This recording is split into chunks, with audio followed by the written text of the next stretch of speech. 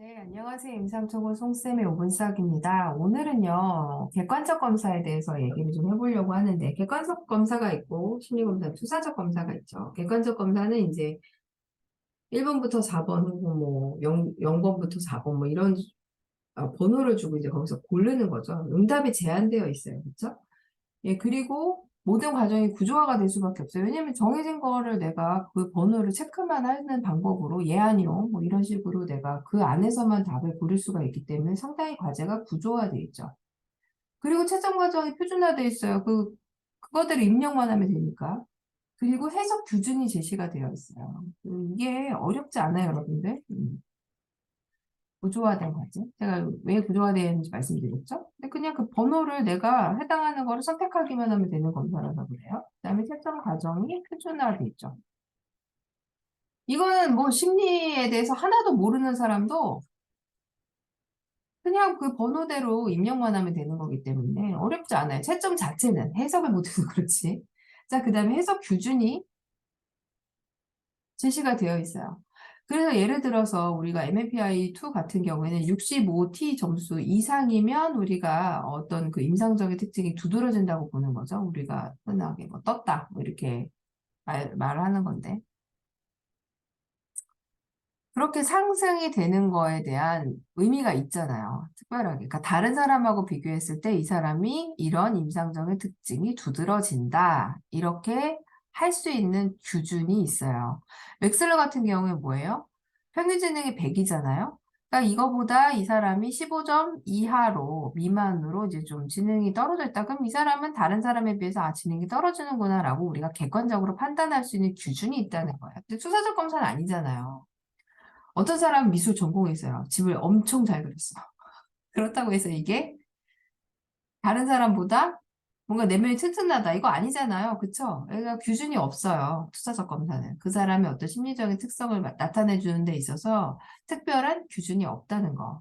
물론 이제 그거를 우리가 마련하려고 노력은 하지만, 정해진 어떤 딱 뚜렷한 선이 없다는 거죠. 자, 여러분들이 어려워하시는 검사 점수의 해석을 이제 말씀을 드리면, 어려울 게 없어요. 이거를 이제 이상하게들 자꾸 설명들을 하는 거를 들어서 헷갈리는데 헷갈릴 이유가 전혀 없다는 거. 오늘 그냥 우리가 다 짚고 가요. 자, 첫 번째가 이제 원점수가 있거든요. 원점수는 그냥 그 심리검사에서 받은 점수예요. 그 예, 아니오로 예를 들어 체크를 했으면 예를 한 개수, 아니오로 한 개수. 그냥 그런 식으로 그걸 다 더해서 하는 거라든가. 아니면은 뭐 3점짜리를 계속 체크해서 3점짜리 다 더했다든가 뭐 문항에 따라서 더해지는 게 다르지만 아무튼 그 사람이 받은 원 점수예요. 웩슬러 검사로 치면은 이 사람이 받은 그냥 맞은 점수 그 과제를 주고 그 과제에 대해서 정답을 맞힌 개수 이게 바로 원 점수라는 거죠. 그래서 그냥 그 점수 자체는 문제가 없어요. 왜냐하면 여러분들 한번 생각해 보세요. 우리가 위스크를 한번 생각해 볼게요. 웩슬러 짓는 검사 이제 아동용이죠. 아동용 검사를 생각을 했을 때 점수가 똑같아요. 토막에서. 토막짝의 점수가 동일하다. 동일한데 나이가 달라요. 9세와 11세가 나이가 다르다. 자, 그런데 동일한 9세와 11세를 보면 누가 머리가 더 좋아요? 그렇죠, 여러분. 9세가 더 좋은 거죠. 그렇잖아요. 지능이 더 높을 거 아니에요. 11세랑 비교했을 때 점수가 원점수가 동일하다면 똑같이 한 거예요. 과제를 줬는데 11살짜리랑. 물론 11살짜리가 평균이라고 쳤을 때 그럼 9세는 본인 또래에 비해서 지능이 높은 거죠. 그러니까 원점수 자체는 큰 의미가 없다고요. 반대로 11세라고 쳐볼게요. 보통의 11세 점수를 못 받고 내가 점수가 예를 들어서 보통의 11세 점수보다 낮다는 거는 얘가 한 9세 정도밖에 못한 거예요. 근데 원점수는 동일하죠. 9세나 11세는. 그러니까 우리가 보는 거는 그냥 획득한 점수가 원점수다. 그 검사에서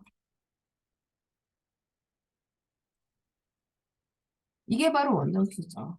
그러니까 이거 점수 자체로 비교하는 건 의미가 없어요. 무슨 말씀인지 아시겠죠? 네. 자, 그러면 이 원점수를 그러니까 우리가 비교하게 변환을 해야 된다는 거예요. 객관적 검사는 뭐예요? 이렇게 돼서 상호 비교가 가능한 거예요. 다른 사람, 타인과 비교했을 때 이 사람이 더 우울하다, 뭐 인지적 기능이 떨어진다, 더 높다 이런 식으로 타인과 비교가 가능한 게 객관적 검사예요. 자, 그러면 이 원점수만 갖고는 비교가 안 된다고 그랬잖아요. 아까 말씀드린 대로. 그럼 이거를 비교가 가능하게 바꿔줘야 될 거 아니에요. 그게 바로 표준 점수가 되는 거예요. 음.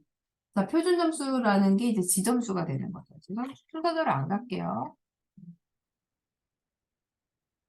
자, 지점수라는 건 뭐냐면 이제 원점수를 다른 사람하고 비교하게 통일을 하는 거예요. 이 집단을 다 넣고 평균을 0점으로 맞추고 표준 편차를 1점으로. 그냥 내가 무식하게 이렇게 그냥 갖다 맞춘 거야. 그 뚱뚱한 애는 살을 빼고 너무 말라 비틀어진 살을 찌우고 이런 식으로 억지로 해서 갖다 맞춘 게 지점수다. 근데 여러분 그러면 우리가 그 표준 편차랑 뭐 평균을 해서 이렇게 종 모양으로 우리가 분포가 돼 있잖아요. 그러면 평균보다 낮은 사람은 마이너스 점수가 나오겠죠? 무슨 말씀인지 아시겠죠? 평균이 0점이니까 평균보다 낮으면은 마이너스가 나올 거 아니에요. 왼쪽으로 가면. 자, 그러면 내가 지능이 마이너스다 있을 수가 없잖아요. 우울이 마이너스면 행복한 거예요? 아니잖아요. 다른 사람에 비해서 우울 점수가 낮아요. 평균적으로 봤을 때. 그럼 마이너스가 나오잖아요. 비교가 어렵잖아요. 그래서 이거를 비교가 가능하게 한 게 T점수예요. T점수는 뭐예요? 아실 거예요. 평균 50점, 이제 평균은 0점이 아니라 이제 50점으로 내가 맞춘 거예요. 아무리 빼도 마이너스 나오지 말라고. 그 다음에 어떻게 해요? 응. 더하기 지점수. 아까 나온 이 지점수 있잖아요. 이 지점수를 여기다 놓고 곱하기 10을 해주는 거죠. 그래서 얘는 표준 편차가 10점이 되는 거야. 평균은 50점이고 표준 편차는 10점이라서 표준 편차가 10점이라서 10을 곱한 거예요. 음. 그렇게 맞춰준 거예요. 음. 또 요게 바로 원점수, 지점수, T점수의 차이다. 그래서 우리가 MMPI2 나중에 공부할 때 뭐 75T다, 뭐 65T다 하는 게 이 T점수예요. 요거 좀 말씀드리고 싶었고 100분위 점수는 여러분들 이거는 모르면 안 되지. 수능 많이 봤잖아요. 그러니까 내 뒤에 있는 사람이 몇 명인가 퍼센티지를 알려주는 게 100분위 점수고 중심경영치는 뭐냐면 평균으로 우리가 평균을 뭐를 쓰는 거예요, 우리는? 다 더한 다음에 n분의 1 한 거잖아요. n빵 한 게 평균이잖아요. 근데 이 중심경영 값은 그 어떤 집단을 대표하는 값이거든요. 어떤 집단을 대표하는 값인데 그거를 평균으로 쓸 수도 있고요. 아니면 최비치로 쓸 수도 있어요. 최비치는 언제 많이 쓸 것 같아요? 최비치는 가장 많이 나타나는 값이란 뜻이죠. 언제 쓰겠어요? 뭐 신발 사이즈, 신발. 내가 신발 장사예요. 내가 구두 만든 사람이란 말이에요. 그러면은 가장 많이 나가는 사이즈를 만들어야지 많이 팔리겠죠? 신발 사이즈. 그 다음에 또 어떤 거 있을까요? 뭐 저희 지도 교수님만 있으셨던 뭐 가구. 가구는 이제 평균적인 어떤 집들의 천정 사이즈랑 맞아야 될 거 아니에요. 이런 것들 할 때 대표적으로 많이 쓰는 게 최빈치예요. 그러니까 그 집단을 대표하는 거. 자, 그 다음에 중화값이 있거든요. 중화값은 뭐냐면 그냥 딱 그 집단에서 딱 가운데 이게 중화값이에요. 이걸 언제 써요? 극단적인 값이 많을 때. 그러니까 예를 들어서 우리가 소득 평균을 낸다고 하면 우리나라 뭐 소득 평균 나오잖아요. 그런데 가장 많이 나타나는 값을 물론 해도 되고 아니면은 중화값으로 하는 거는 그 극단적인 값에 영향을 받지 않는 값이잖아요. 그쵸? 정말 소득이 없는 분은 0원일 수 있잖아요. 그쵸? 아무 어떤 경제활동을 못하면은 0원이죠, 소득이. 근데 뭐 이재용 부회장이라든가 아니면 카카오 뭐 누구죠? 아무튼 김범수 의장이라든가 이런 사람들은 엄청 돈을 많이 벌잖아요.